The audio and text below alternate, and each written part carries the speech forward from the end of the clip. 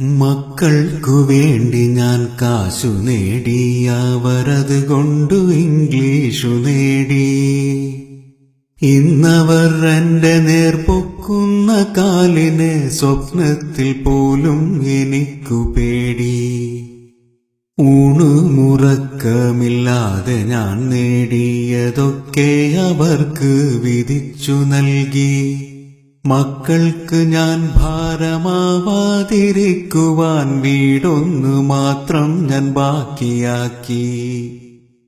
ഈയിടെ ഇവിടെയും യോഗം നടക്കുന്നു, ചർച്ചകൾ പലതും നടന്നിടുന്നു.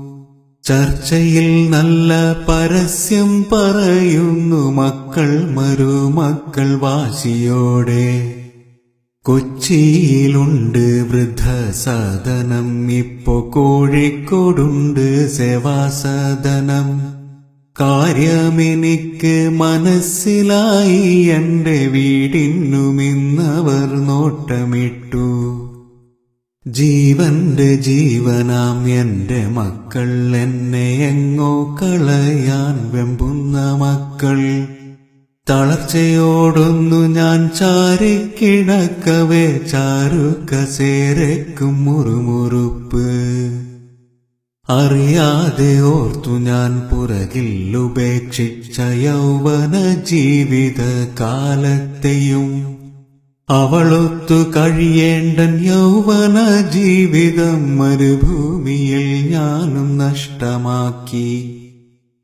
പരിഭവ ദുഃഖ പരിദേവനങ്ങളും പലതും പറഞ്ഞു കരഞ്ഞവളും.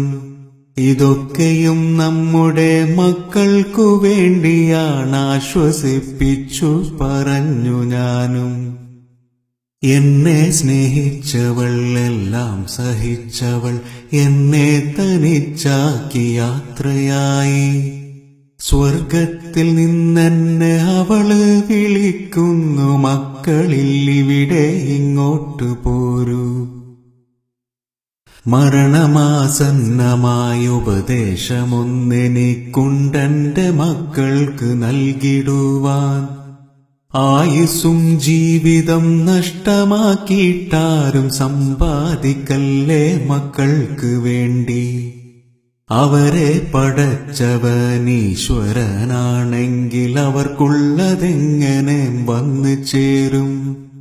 മക്കളെ നോക്കേണ്ടെന്നർത്ഥമില്ല, അതിനായി കളയേണ്ട ജീവിതം എന്ന് സാരം.